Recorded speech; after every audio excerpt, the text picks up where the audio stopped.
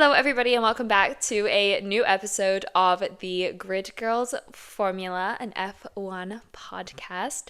Today we're going to be recapping the Formula One Grand Prix as well as the two F1 Academy races that took place this past weekend. We are also going to be going through a topic called marbling for today's technical tidbits, talk all things tires to continue from last week's episode where we talked a little bit about hysteresis and how that affected the car. We're going to go into detail on what marbling is and how it affects the F1 drive. So let's just hop right into the episode. Let's start with practice. So we had obviously our normal 3 practice sessions.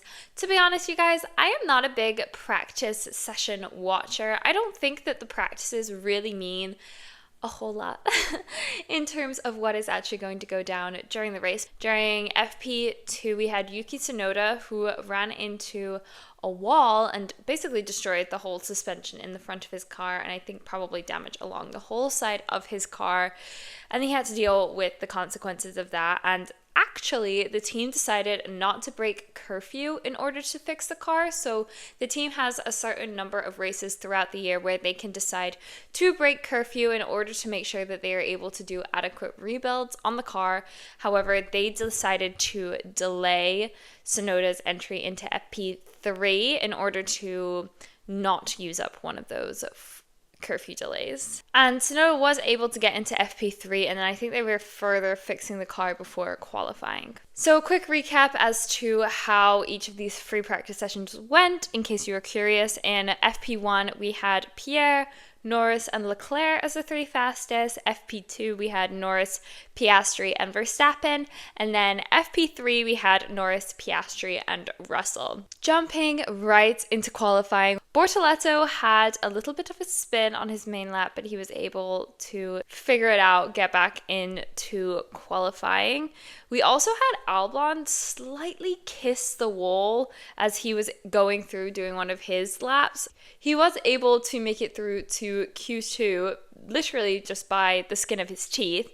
I think it's very impressive when these drivers manage to hit the wall but keep going as if they didn't. It definitely takes a little bit of time off of their laps, but the fact that they don't manage to hit another wall is, I gotta give them kudos for that. Lewis definitely seemed to be struggling a little bit. I think I watched one of his interviews actually during one of the free practice sessions, and he just seemed so sad. I was like, Lewis, perk up. I just felt so bad for him. I was like, I wish I could give you a hug or something, tell you it's going to be okay. I do think that this is a really hard time for all of us who were kind of hoping maybe, possibly, that Lewis would really rock the Ferrari and do really well in it. I think we're all, along with Lewis himself, coming to terms with the fact that maybe that isn't necessarily the case. At the end of Q1, we had Stroll, Doohan, Hülkenberg, Ocon, and Bortoleto get knocked out. Stroll, actually, I think I said in last week's episode that I really, really tried to defend Stroll because I genuinely just don't think that you can't be in Formula One, no matter how much money you have, if you don't at least have a little bit of talent. But Stroll, when he breaks records like this, he makes it really hard for me to defend him. And that is that he had 75, I believe, Q1 exits, which broke a new record. That is not really a record I think you want to have, and it makes it really hard for me to defend him. Stroll was hopeful though, actually, at the end of Q1 because he actually decided to stay in his car, not get out right away, just in case any track limits were called. I think that he saw the situation that Albon was in and was hoping not to be caught in a similar situation, even though with Albon last week at Bahrain, it was a while after Q1 that Hülkenberg's lap track limits got called. So, it's worth it just to kind of hang around there for a minute or two, but clearly there was no issue in this weekend's race anyway, and he did not get through into Q2. Q2, one of the things the commentators were talking about a little bit was the fact that there's a little bit of an issue when it comes to visibility at these tracks, particularly when coming in and out of the garages. And they were talking about how potentially next year they're going to be widening the pit lane, which hopefully will help some of those issues that people were facing. I believe a couple of people came out the pits and it was close call as to whether they were going to hit somebody else or not. Luckily, there were no major issues that took place, but it was definitely a little bit oh, watch out. At the end of Q2, we had Albon, Lawson, Alonso, Hadjar, and Behrman get knocked out. The difference between Albon and Hamilton was actually so close. I think it was 7/100ths of a second, which is kind of crazy. I think Hamilton got really lucky. Hamilton, like I said, was just not really feeling it in the car this week. I think he was really struggling, and I was really nervous that he was not going to make it into Q3. It was, like I said, incredibly close. Kind of felt bad for Albon because I believe this is one of the first times that he hasn't made it into Q3. I'm going to talk about this a little bit more later, but Williams are looking really good. They are kind of seeming almost best of the rest, I want to say. Then we had Q3. It was actually the exact same 10 people in Q3 as we had in Bahrain. So if that doesn't tell you a little bit of how things are shaping out, I don't know what will. I think it's really interesting to see whenever something like that happens. But the most exciting thing that happened during Q3 was actually Norris, who ran into the side of the wall and did destroy his car a little bit. He red flagged the session and he wound up not being able to set a lap time, so he is starting 10th in the Grand Prix. Definitely going to make his race a lot harder, but it was actually really impressive to see Piastri managed to get a time in before anybody else did. He was the only one who managed to get a time before the red flag. And Max, again, set a really impressive qualifying lap. Again, one of those moments where he just goes to show that he is world championship material and he can get a lot out of that car. Russell got himself on pole, and then we had Piastri pretty quickly right after Russell finished his lap. Piastri became the pole sitter, and I believe that he broke the track record, if I am correct. And then Verstappen came through and then broke that again. So it's just really cool to see 3 different teams competing for that top position. I think that we are really being spoiled this year in the fact that we don't know who the winner is. I feel like the past few years it has looked like after the first couple of races you could probably predict, and maybe you could go and say, oh, maybe it'll be Piastri after this weekend's performance. He has the most race wins or whatever, but I don't think we came into this season expecting that, whereas I feel like the past few years we have come into the race season and kind of already had an idea of who was going to win, and that's just not been the case this season, and I am living for that. So anyway, we have our qualifying results. We had Max Verstappen on pole. In P2, we had Oscar Piastri. P3, we had George Russell, Charles Leclerc, Kimi Antonelli, Carlos Sainz, Lewis Hamilton, Yuki Tsunoda, Pierre Gasly, Lando Norris in 10th. 11th, we had Alex Albon, 12th, Liam Lawson, Fernando Alonso, Isaac Hadjar, Ollie Berman, I don't know why I called him Oliver, Lance Stroll, Jack Doohan, Nico Hulkenberg, Esteban Ocon, and finally Gabriel Bortoletti. And then onto the exciting part, we have the race itself. I wouldn't call this a top tier race, but it was definitely up there with a fun race to watch. So lap 1 was pretty exciting. I love a good, thrilling, exciting lap 1. I think whenever everybody is fighting and clumped together, it's oh my gosh, my adrenaline starts going, my heart is pumping. I'm what's gonna happen? It's so exciting. And that was definitely what happened on this lap. We had kind of a question that I think really defined a lot of the race was the issue between Piastri and Verstappen. So as they were coming into one of the early turns on the track, Piastri, it looked like, got ahead of Verstappen, and Verstappen actually went off track and stayed ahead of Piastri and did not give the place back. And from my interpretation of watching it, it looked like Piastri had that pretty fair and square. And the fact that Verstappen went off, it seemed pretty obvious that he should have given that place back. But Verstappen did not agree with that. Red Bull, I guess, did not agree with that. Either way, Verstappen did not give that position back, and he actually wound up getting a 5-second penalty for it. And honestly, Verstappen was not a happy bunny at the end. He was not in a good mood at the end of that race. He did not want to answer any questions. He did not want to talk about it. He did not even want to, it seemed like, talk in their little like hospitality room that they had at the end. Like, we did not have a happy Max Verstappen at the end of this race. He was mad. And that definitely kind of came into play throughout the race. I think that maybe things would have been different had Verstappen not had to deal with that 5-second grid penalty. Personally, I think that he should have had to give the position back. So I think that having that 5-second penalty was maybe a little bit lenient. But I am not a steward of the race. I am not an expert. That's just my opinion. There was also a moment on the first lap of the race between Yuki Tsunoda and Pierre Gasly. It's hard to say on that one whose fault it was. It kind of seemed like it was just an issue of that first lap bunching up that went into play, and they kind of hit wheels and they both spun out, unfortunately. It looked like for a moment that maybe Tsunoda was going to be able to keep going. I believe that he was able to make it into the pits, and at that moment they were like, oh no, it's not worth it. They're not going to be able to keep going. But he looked like maybe he'd be able to, but no, didn't work out for him. There was a little bit of a slow pit stop for Piastri, but nothing too bad. He was able to get back in the race. And like I said, that 5-second penalty for Verstappen definitely kind of broke Verstappen's race and put him in second. There was also a really, really good moment from Piastri that I thought was just like so impressive, because he had this overtake of Hamilton and it was just so clean. Went around the outside and like, it was just so clean, kind of unexpected. I wasn't really waiting for that at all. And he just went right through and took Hamilton in kind of a random spot. I feel like not a spot I saw a lot of people overtaking. So it was really impressive to see that move.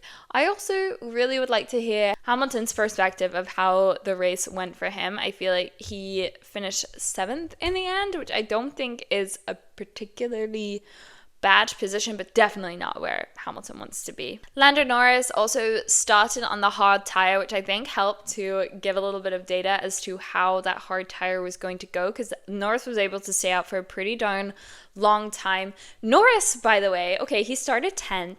I believe he ended 5th, which is really impressive. I feel like this is not necessarily a track with a ton of overtaking. It does have a few good DRS zones, but it's also really quite narrow, as we have seen, and it's a lot of hitting of the wall and then running into the wall. And so the fact that Norris was able to go from 10th to 5th, I thought was really impressive on his part, even though unfortunately for him, he did lose, you know, his place at the top of the World Championship. There was also a moment Bortoleto kind of tapped Alonso, which I thought was very interesting considering their relationship. Like, Alonso is more or less Bortoleto's manager, definitely a mentor for him. So I was a bit like, oh, I wonder how that conversation is going to go later.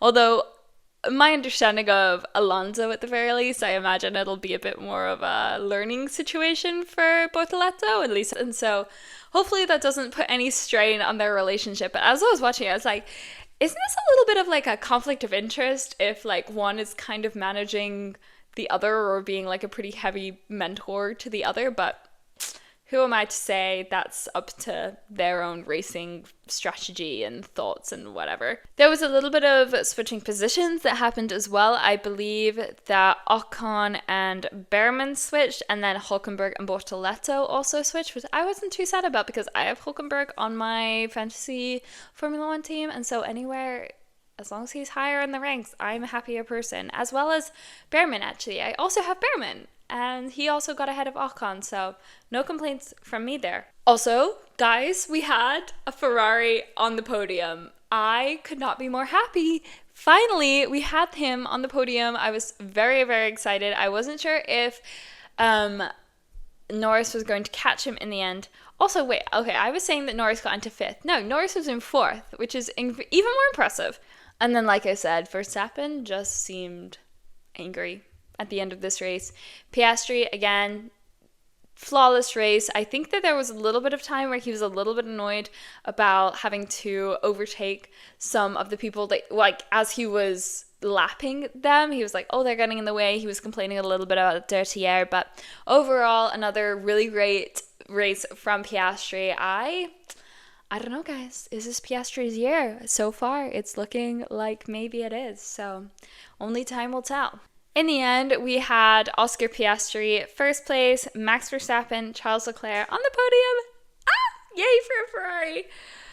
Then we had Lando Norris, George Russell, Kimi Antonelli. George Russell actually keeping his top 5 streak going. Kimi Antonelli in 6th, Lewis Hamilton 7th, Carlos Sainz in 8th, Alexander Albon in 9th. Like I said, those Williams are looking best of the rest, which I think is kind of crazy because I'm pretty sure that they're basically using the same car as last year. And they were not best of the rest last year. So I'm like, did everybody else actually just decrease? Or have they just chosen the right upgrades? It's an interesting concept. We had in 10th Isaac Hadjar, 11th Fernando Alonso, 12th Liam Lawson, 13th Oliver Behrman, 14th Esteban Ocon, Nico Hulkenberg, Lance Stroll, Jack Doohan, Gabriel Bortoleto, and then we had Yuki Tsunoda and Pierre Gasly, who did not unfortunately finish the race. Okay, so that is all for our Formula One. Now let's move on to F1 Academy. This year, like I said, something that I really want to get into is watching more F1 Academy, supporting the girls who are in the F1 Academy. During qualifying, we had Chloe Chambers, who dominated. She absolutely killed it. Nobody could reach her time, though they definitely tried. Leah Block, I believe, I don't actually know if it was qualifying or practice, but she did hit the barrier and crash into the wall. So I believe that's her second time kind of having an incident. So hopefully that she can keep on improving as the season goes by, because I expect good things from her. During the first race, we had Alba Larson. Is really impressive. Honestly, she's so young on the grid. I believe she's one of the youngest, around 16, and she is killing it. She was really doing well. Leah Block, as I mentioned, she spun out and kind of struggled again in this race. Chloe Chong, I believe, also struggled with some bad damage and actually had to exit the race, unfortunately. However, McLaren had a great weekend. Not only did they have Piastri winning the race, they had Ella Lloyd having a pretty good lead throughout this race with the F1 Academy, even though Maya Weug looked like she might be able to catch up, but she just couldn't quite make it, and Ella Lloyd was able to win in the end, but it was definitely an exciting weekend for McLaren overall. They have never run in Saudi Arabia. Very exciting weekend. Alicia Palmowski had a couple of battles both with Maya Weug and then with Dorian Pond, so very fun to watch with that as well. I like watching the F1 Academy. It's definitely a little bit of a different vibe than watching Formula One, because I feel like their racing craft is definitely not quite as perfect as a lot of the Formula One drivers, which is, the Formula One drivers are super, super impressive, but watching these younger girls kind of battle it out, they are a little bit more hungry, I think. Maybe hungry is not the right word, but they are definitely attacking it in a very different way than we see the Formula One drivers do so. So it makes for a very different kind of race than what we typically see during a Formula One race. In race number 2, during the beginning of the race, we had Emma Feldemeyer actually spin out and lose a few races, so she was down towards the bottom of the grid, unfortunately. Again, there was an exciting battle between Maya Weug and Chloe Chambers.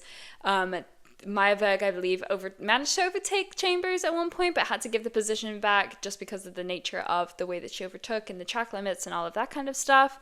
So Chambers was able to lead for a lot of them. It was really Dorian Pond, Chloe Chambers, and Maya Weug fighting for that first place position.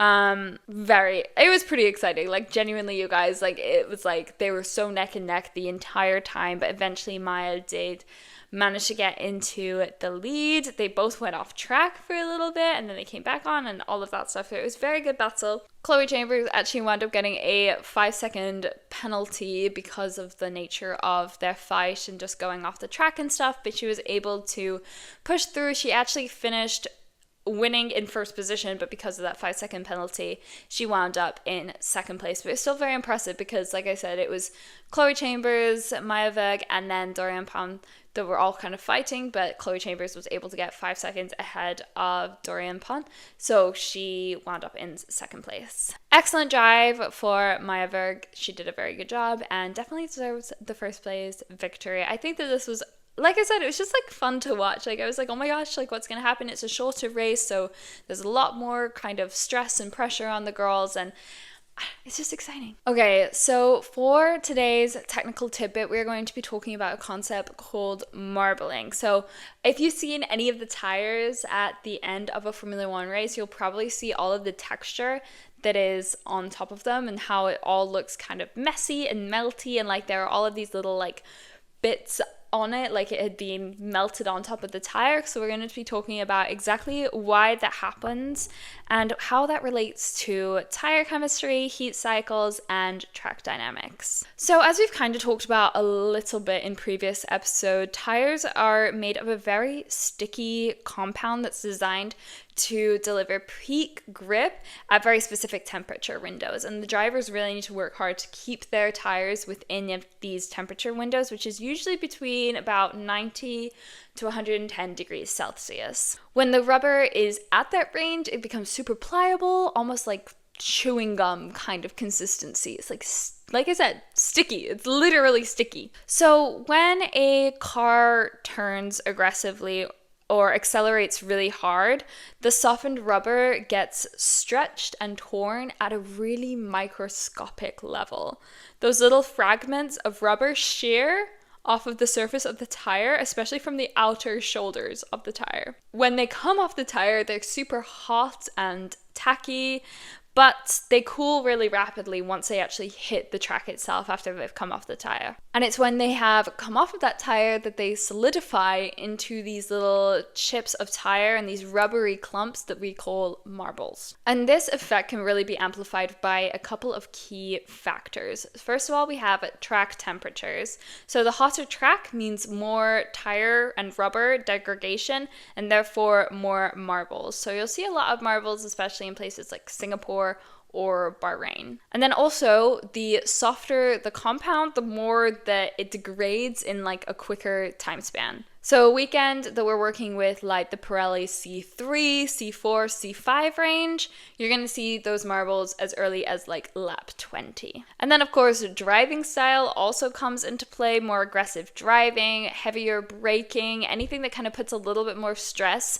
on those tires and the wheel spin is going to increase that tire wear a lot quicker. Any of those drivers that lock up or are using those tires outside of their temperature range are going to end up graining them or overheating them, which will lead to even more marbling. And then finally, the track itself is also going to play a role in this. So tracks with a lot of long, high-speed corners, tracks like Silverstone or Suzuka, they put a lot more lateral load on the tires, which means that more and more rubber is going to get torn off. And when these marbles accumulate, they create almost a second racing line, one that if you are a driver, you do not want to have to be dealing with. When you are a driver and you venture onto that second racing line that is dominated by all of these marbles, your tires are temporarily going to leave contact with the ground and the clean asphalt and all of that kind of stuff.